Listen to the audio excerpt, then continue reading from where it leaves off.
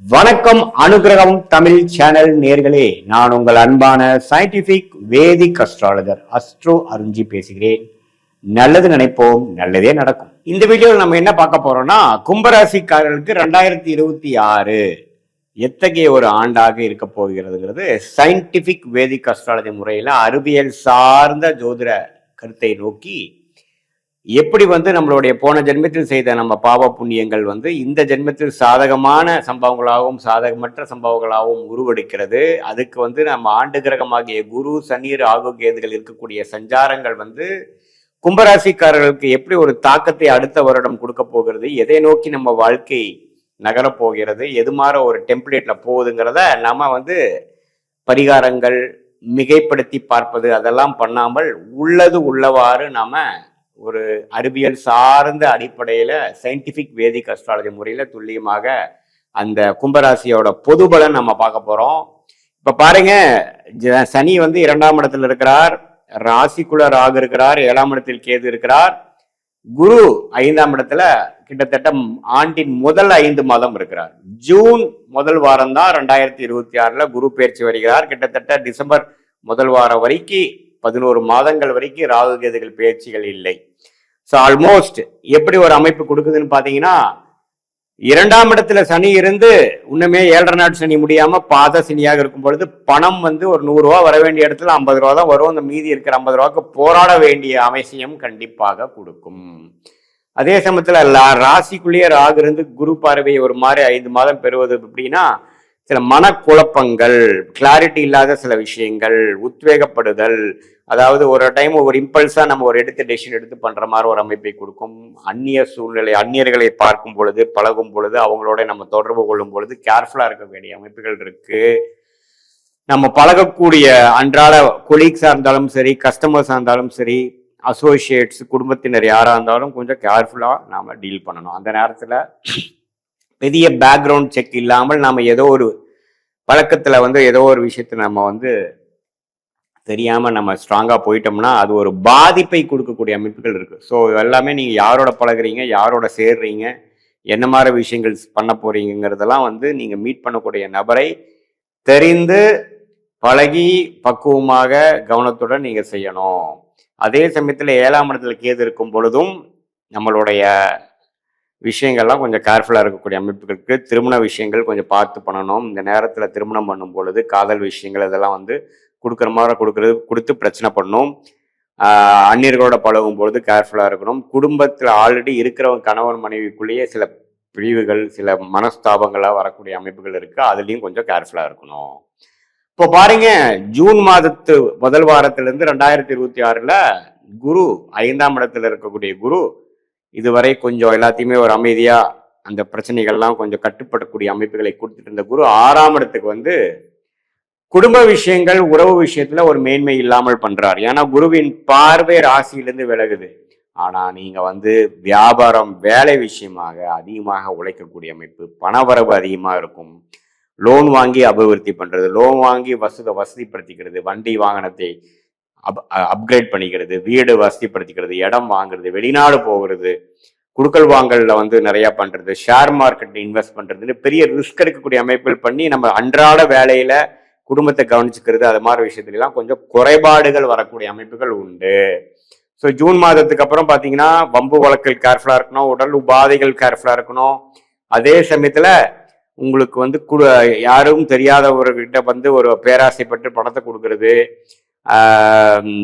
யாருக்கோ போய் கேரண்டி நீங்க எடுத்து நீங்க பண்றது, அதே சமயத்துல தெரியாத ஒரு நபர்கிட்ட நீங்க வர்த்தகம் பண்ணி ஒரு பணமே வாங்காம ஒரு பொருள் அனுப்பி மாட்டிக்கிறது, அது மாதிரி சில விஷயங்கள்லாம் நடக்கிறதுக்கு வாய்ப்பு உண்டு. ஸோ கும்பராசிக்காரங்கள் ஓரளவுக்கு கவனமாக இருக்க வேண்டிய ஒரு ஆண்டாக 2026 இருக்கு. ராகு ராசிக்குள்ள இருக்கிறார், கேது 7ஆம் இடத்துல இருக்கிறார், குரு 6ஆம் இடத்துக்கு போறார். அதே சமயத்துல சனி 2ஆம் இடத்துல இருக்கும் பொழுது எல்லா விஷயங்களும் கொஞ்சம் கேர்ஃபுல்லா தான் இருக்கணும். என்னதான் உங்களுடைய ஜென்மசனி 2023 24 முடிந்திருந்தாலும் இன்னுமே பாத்தீங்கன்னா ஒரு வருடத்துக்கு கொஞ்சம் கேர்ஃபுல்லா இருக்கக்கூடிய அமைப்புகள் உண்டு. பட் இருந்தாலும் பணவரவுக்கு குறைச்சல் இருக்காது. குடுக்கல் வாங்கல் நல்லா இருக்கும், லோன் ஈஸியா கிடைக்கும், அது மூலமா அபிவிருத்தி பண்ணிக்கலாம். உங்களுடைய ஜென்ம ஜாதகத்துல வந்து நல்ல ஒரு அமைப்புகள், நல்ல தசாபுக்திகள் போய் கொண்டிருக்கும் பொழுது லோன் மூலமாவே நம்ம வந்து வசதி ஆயிக்கிறது, கடன் மூலமாக ஜெயிக்கிறது, அபிவிருத்தி ஆகிறது, லாபம் பெறுவது, பெரிய லெவல்ல போகிறது அப்படிங்கிற மாதிரிலாம் அமைப்புகள் இருக்கு. கூட்டு தொழில் இருக்கிறவங்களுக்குலாம் நல்ல ஒரு அமைப்பு வருது. ஸோ ஓரளவுக்கு மிக்சடான ட்ரெண்ட் உள்ள அமைப்பு. வெளிநாடு எதிர்பார்க்கிறவங்களுக்கு வெளிநாடு போகக்கூடிய அமைப்பு, விசா கிடைக்காம இருக்கிறவங்களுக்கு விசா கிடைக்கிற அமைப்பு, ஹையர் ஸ்டடீஸ்க்காக போகக்கூடிய அமைப்பு, வெளிநாட்டில் இருக்கிறவங்க இன்னொரு நாட்டுக்கு டிராவலிங் போகக்கூடிய அமைப்பு, இது எல்லாமே கொடுக்கக்கூடிய அமைப்பு வந்து கும்பராசிக்காரருக்கு 2026 முழுக்க இருக்கு. குறிப்பா சொல்லணும்னா ஜூன் மாதத்துக்கு அப்புறம் இன்னும் அதிகமாக அது இருக்குது. இது வந்து ஒரு ஓவராலா பார்க்கக்கூடிய ஒரு பொது பலனை தவிர, உங்களுடைய ஜென்ம ஜாதகத்துல பிறந்த தேதி, பிறந்த நேரம் போன்றவரை வைத்து உங்களுடைய ஜாதகத்தை போட்டு நீங்க எந்த லக்னத்துல பிறந்தீங்க, லக்னாதிபதி எப்படி இருக்குது, உங்களுடைய ஒரு கிரகமும் உங்க ஜாதகத்துல எப்படி இருக்குது, என்ன தசாபுக்திகள் போய் கொண்டிருக்கிறது, தசநாதன் புக்திநாதன் இப்ப நம்ம பேசின கோச்சாரத்தில் எப்படி இருக்கிறாருங்கிறதெல்லாம் ஒருங்கிணைத்து பார்க்கும் பொழுது உண்மையே துல்லியமான ஷார்ட் டேர்ம் எப்படி, அடுத்த 3-4 மாதங்கள் எப்படி இருக்க போகுது, அடுத்த 2 வருடங்கள் லாங் டேர்ம் எப்படி இருக்க போகிறது, எதுமாற பிராப்தங்கள் கிடைக்கிறது, எதுமாற முடிவுகள் எப்போ எடுக்கலாம், நமக்கு பிடித்தமான நமக்கு யோகமான தொழில் என்ன, வேலை என்ன, எந்த நேரத்துல நம்ம வந்து மாறலாம், எந்த நேரத்துல மாறக்கூடாது, எந்த நேரத்தில் growth இருக்கு, எந்த நேரத்துல சர்வைவ் ஆனா போதும், திருமண விஷயங்கள் எப்போ நடக்குது, ஹையர் ஸ்டடீஸ் எது மாற போகலாம், வெளிநாடா உள்நாடா, ஜாப் விஷயத்துல வந்து கவர்மெண்ட் ரிலேட்டடா, பிரைவேட்டா, வெளிநாடா, வெளி மாநிலமா, அது நம்ம ஊருக்குள்ளேயவா, வியாபாரமா, தொழிலா, எப்படி எது நமக்கு சூட் ஆகும், எது மாதிரி தொழில் பண்ணலாம், எந்த நேரத்துல பண்ணலாம், பங்குதாரர்களோட சேர்ந்து பண்ணலாமா, தனித்து பண்ணலாமா,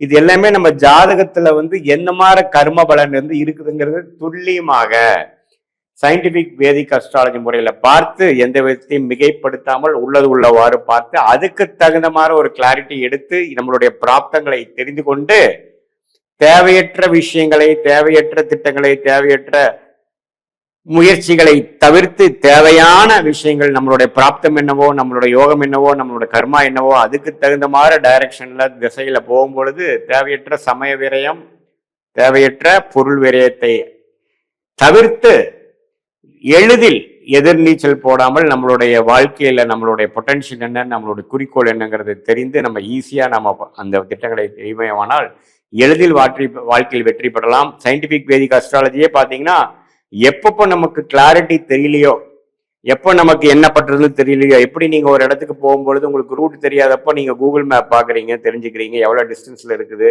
போற வழி டிராஃபிக்கா இருக்கா, எப்படி இருக்கு, வேற மாற்று வழி இருக்கா, என்னென்ன மாதிரி ஆப்ஷன்ஸ் இருக்கு, எவ்வளவு நேரத்துல போய் சேருவோம், எந்த டைரக்ஷன்ல போகணும், எத்தனை லெஃப்ட் எத்தனை ரைட்டு, இதெல்லாம் நம்ம எப்படி நம்ம தெரிஞ்சுக்கிறோமோ அதே மாதிரி உங்களுடைய வாழ்க்கையில ஒரு கிளாரிட்டி இல்லாத டைம்ல மட்டும் பார்த்தால் போதும், எல்லா நேரமும் பார்க்க வேண்டியதில்லை. சயின்டிபிக் வேதிக் அஸ்ட்ராலஜி முறையில் பார்க்கும் பொழுது எதையுமே மிகைப்படுத்தாமல், பயப்படுத்தாமல், இல்லாத விஷயத்தை பெருசு பண்ணாமல், பரிகாரங்கள் அது மாதிரி விஷயத்துக்கு போகாமல், என்ன நமக்கு காட்டுதோ அதுக்கு தகுந்த மாதிரி வாழ்க்கையை நம்ம நிர்ணயிச்சு அதுக்கு தகுந்த மாதிரி நம்ம போகும்பொழுது வாழ்க்கையில் எளிதில் வெற்றி பெற முடியும் என்று சொல்ல விரும்புகிறேன். மீண்டும் மற்றொரு காணொளியில் சந்திப்போம். நன்றி, வணக்கம்.